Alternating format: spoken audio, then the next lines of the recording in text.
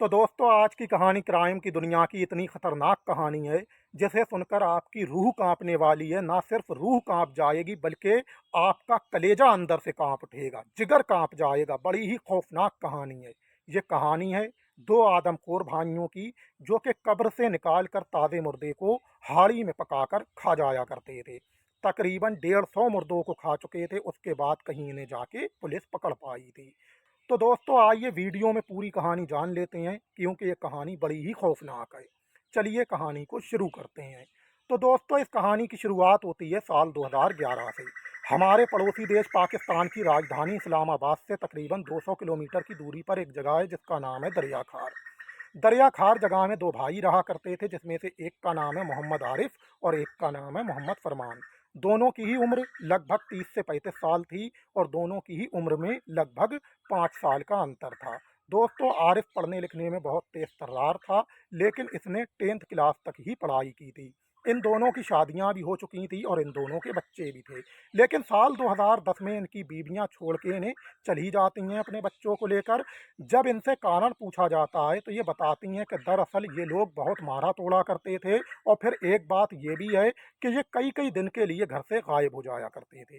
लेकिन दोस्तों, अप्रैल 2011 में कमाल तो जब हो गया जबकि पूरे पाकिस्तान में हड़कंप मच गया। दरअसल अप्रैल 2011 में जारा परवीन नाम की एक लड़की रहा करती थी दरिया खार में, इन्हीं के पड़ोस में, जिसका इंतकाल हो जाता है, यानी कि मौत हो जाती है। और ये मौत हुई थी कैंसर के कारण। फिलहाल जारा परवीन के परिवार वाले पास ही के कब्रिस्तान में उसके शव को दफना आते हैं। लेकिन अगले दिन जब परिवार वाले कब्र पे जाते हैं अगरबत्तियां सुलगाने या फूल डालने या दुआ पढ़ने, तो वो देखते हैं कि जनाब कब्र से छेड़खानी की गई है। उन्हें शक होता है कि कब्र को खोला गया है। शक होने पर जारा परवीन के परिवार वाले कब्र को खोद कर देखते हैं तो पता लगता है कि 24 वर्षीय जारा परवीन की लाश कब्र में से गायब है।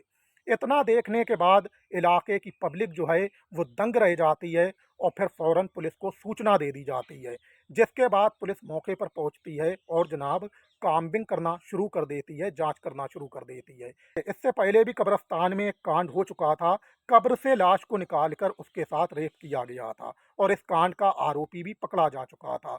इसी कांड को ध्यान में रखते हुए पब्लिक जो है बिगड़ रही थी और पुलिस पे दबाव बना रही थी। तभी पुलिस भी लगातार जांच पड़ताल करती जा रही थी। फिलहाल पुलिस जो है जांच पड़ताल कर ही रही थी कि जनाब दरिया खार के भक्कर इलाके में जो कब्रस्तान के आसपास पड़ोसी रहते थे, उन्हीं पड़ोसियों में से कोई पड़ोसी पुलिस को बताता है जांच के दरमियान कि इस कब्रस्तान के आसपास अंधेरे में घूमते हुए दो भाइयों को कई बार देखा गया। एक का नाम है मोहम्मद आरिफ और एक का नाम है मोहम्मद फरमान। ये दोनों भाई कब्रस्तान के आसपास घूमते थे और अंधेरा होने पे ये कब्रस्तान के अंदर भी घूमा करते थे और कब्रस्तान का जायजा लिया करते थे। फिर पुलिस जांच पड़ताल करती हुई मोहम्मद आरिफ और मोहम्मद फरमान के घर पे पहुंच जाती है और उनके घर की तलाशी अच्छे से लेती है। घर के अंदर मोहम्मद आरिफ, मोहम्मद फरमान जो हैं अपने माँ बाप और एक बहन के साथ रहा करते थे। लेकिन पुलिस जब घर की तलाशी ले रही थी उस वक्त फरमान घर पर ही मौजूद था, लेकिन आरिफ घर से बाहर था। फिलहाल पुलिस ने पूरे घर की तलाशी अच्छे से ली, लेकिन पुलिस के हाथ कहीं कुछ नहीं लगा। जब पुलिस ने अपनी आंखें उठा के देखा तो सामने एक और घर के अंदर कमरा नजर आया जिसमें ताला पड़ा हुआ था। तभी पुलिस ने फरमान से पूछा, ये कमरा किसका है? तो फरमान बताता है कि ये कमरा आरिफ का है। तो पुलिस उस कमरे को खोल कर दिखाने को कहती है, लेकिन फरमान मना करने लगता है। तभी पुलिस जो है ज़बरदस्ती उससे चाबी लेकर कमरे को जब खोल कर देखती है तो कमरे के बीचम बीच में एक पतीली रखी हुई थी जिसमें कुछ मीट पकाकर खाया गया था और कुछ मीट उस पतीली में था भी। इसके अलावा लकड़ी का एक पीटर रखा हुआ था, एक कसाई वाला बुगदा रखा हुआ था और एक बड़ा सा छुरा रखा था। लकड़ी के पीटर, छुरे और बुगदे में महीन महीन गोश्त भी लगा हुआ था। फिलहाल पुलिस किसी पे ध्यान नहीं देती है, ना हाड़ी पे ध्यान देती है, बल्कि अच्छे से कमरे की तलाशी लेती है, लेकिन पुलिस के हाथ कुछ नहीं लगता है। पुलिस की इस टीम को लीड कर रहे थे इंस्पेक्टर भाटी। तभी इंस्पेक्टर भाटी की नज़र ज़मीन पे चल रही चूटियों की लाइन पे जाती है, जो कि चूटियां कमरे के अंदर ही पड़े एक पलंग के नीचे जा रही थीं। तभी इंस्पेक्टर भाटी कमरे के अंदर पड़े पलंग के नीचे झांक के देखते हैं तो एक बोरी रखी हुई थी, जिस बोरी में चूटियां जा रही थीं। तभी इंस्पेक्टर भाटी सिपाही से कहते हैं कि ये बोरी में चूटियाँ जा रही हैं, आखिर इस बोरी में क्या है, ज़रा बोरी को बाहर निकालिए। तभी सिपाही बोरी को बाहर निकाल लेता है पलंग के नीचे से, और जब खोल के देखते हैं तो उसमें 24 वर्षीय सारा परवीन की लाश रखी हुई थी। लाश के एक पैर को काटा गया था और लकड़ी के पीटर पे कसाई वाले बुगदे और छुरी से उसकी बोटियां बनाकर, पीस बनाकर पकाया गया था हांडी में, और फरमान आरिफ ने उसी मीट को खाया था। लिहाजा कुछ मीट बचा हुआ देगची में था भी। अब जनाब मौके पर ही पुलिस फरमान को तो गिरफ्तार कर लेती है, और फिर लकड़ी का पीटर, कसाई वाला बुगदा और छुरा और हाड़ी को उठा के मुल्तान फॉरेंसिक लैब भेज देती है, जहां ज़ारा परवीन की लाश की बोरी को भी भेज देती है। वहीं जांच होती है और जांच पड़ताल से ये पता लग जाता है कि लकड़ी के पीटर, छुरी और बुगदे में जो महीन महीन गोश्त लगा था वो ज़ारा परवीन की ही लाश का गोश्त लगा था, और जो हाड़ी में पका के खाया गया था वो भी गोश्त ज़ारा परवीन का ही था।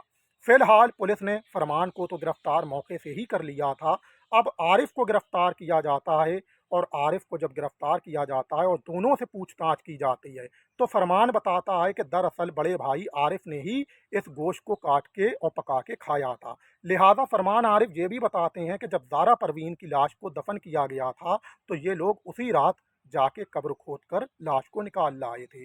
पुलिस की पूछताछ में फरमान आरिफ ये भी बताते हैं पुलिस को तकरीबन 100 लाशों को अब तक निकाल कर वो खा चुके हैं। लिहाजा पुलिस ने पूछा कि आप लोग ऐसा क्यों करते हैं, तभी फरमान आरिफ बताते हैं कि दरअसल उन्हें एक जादू टोना करने वाला व्यक्ति मिला था, जिसने उनसे ये कहा था कि आप इंसानी मांस खाओगे तो आपकी दुख और परेशानियां सब कुछ खत्म हो जाएंगे। अब ये किसी जीवित इंसान को तो मार के खा नहीं सकते थे, लेकिन इन्होंने अपना ये धंधा बना रखा था कि जब भी कोई पड़ोस में मरता था और कब्रिस्तान में दफन किया जाता था, तभी ये दोनों भाई जाते थे कब्रिस्तान में, उसी रात जाके ताज़े मुर्दे को निकाल लाया करते थे और पकाकर खा जाया करते थे। लिहाजा होता यह हैगा कि अब पुलिस इन्हें जेल भेजती है और अदालत में मोटी सी एक चार्जशीट लगाती है। उसके बाद पुलिस इन्हें अदालत के सामने करती है। तो पाकिस्तान के कानून में ऐसा कोई कानून ही नहीं बना था जिसके चलते इन्हें कोई सजा दी जाती। लिहाजा होता यह है कि गैर इंसानी सलूक मुर्दे के साथ करने के आरोप में इन्हें लगभग 2 साल की सजा पाकिस्तान का कोर्ट सुना देता है। उसके बाद साल 2013 में जब ये रिहा होते हैं और अपने स्थान पे जाते हैं तो पब्लिक इनका विरोध करने लगती है, तो पुलिस इन्हें पब्लिक से बचाती है, इनकी सेफ्टी करती है। उसके बाद पुलिस इनसे कहती है कि आप लोग यहाँ से चले जाओ और कहीं अपनी पहचान गुम करके रहो। लिहाजा होता यह है कि ये दोनों भाई कहीं चले जाते हैं और 1 साल तक तो इनका यही पता नहीं लगता है कि आखिर ये चले कहाँ गए। होता यह है कि अप्रैल माह में एक बार फिर से पुलिस के पास फ़ोन कॉल आती है और जनाब पड़ोसी बताता है कि हमारे पड़ोस के घर में से बुरी तरह बदबू आ रही है। लिहाजा उस घर में आरिफ और फरमान ही रह रहे थे, लेकिन पड़ोसियों को भी नहीं पता था कि जिस घर में से बदबू आ रही है उसमें आरिफ और फरमान रह रहे हैं। जब एड्रेस पे पुलिस छापा मारती है और घर की अच्छे से तलाशी लेती है, घर के अंदर तो कुछ नहीं मिलता है, लेकिन आरिफ को देखते ही पुलिस समझ जाती है कि शायद इन्होंने कोई कांड किया है। लिहाजा पुलिस के दिमाग में सारा परवीन वाला कांड घूमने लगता है।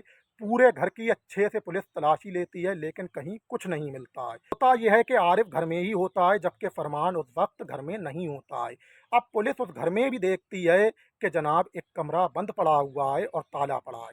तभी पुलिस पूछती है ये कमरा किसका है, तो आरिफ कहता है कि ये कमरा फरमान का है। तभी पुलिस उस कमरे को खोलकर दिखाने को कहती है तो आरिफ मना करता है, लेकिन पुलिस उस कमरे की भी चाबी जबरन आरिफ से ले लेती है और फिर जब खोल के देखती है कमरे को तो कमरे के बीचम बीच में एक बच्चे का सर पड़ा हुआ था। जिस सर को देखने के बाद पुलिस जो है फौरन ही आरिफ को गिरफ्तार कर लेती है और जनाब फिर फरमान को भी गिरफ्तार करती है। उसके बाद पुलिस जो है आरिफ फरमान दोनों से ही पूछताछ करती है। तो पूछताछ में आरिफ फरमान पुलिस को बताते हैं कि दरअसल पड़ोस में कुछ दिन पहले एक बच्चा ख़त्म हो गया था, उसे दफनाया गया था कब्रिस्तान में, तो हम दोनों उसी रात कब्र को खोदकर बच्चे को निकाल लाए थे। उसका सारा मीट हम लोगों ने खा लिया, खाली सर रह गया था। लिहाजा पुलिस पूछताछ में ये लोग ये भी बताते हैं कि जनाब अब तक हम लगभग 150 लाशें निकाल कर कब्र से खा चुके हैं। लिहाजा पुलिस दंग रह जाती है। अब पुलिस कड़ाई से पूछताछ करती है और थोड़ा प्रेशर इन पे बनाती है। तो ये लोग बताते हैं कि इंसानी मीट की तरी बना के हम लोग बिरयानी और चावलों में डाल के खाया करते थे। दोस्तों, अब पुलिस इन्हें फिर से अदालत में पेश करती है और अदालत के सामने खड़ा कर देती है। लिहाजा होता यह है कि अदालत देखती है कि साल 2013 में रिहा होने के बावजूद भी ये सही रास्ते पे नहीं चले, बल्कि फिर से ये आदमखोर बन गए और इन्होंने शैतानियत रास्ते को अपना लिया और फिर से ये इंसानों का मीट खाते रहे। लिहाजा पाकिस्तान के कानून में ऐसा कोई कानून नहीं था जिससे इन्हें सजा दी जाए।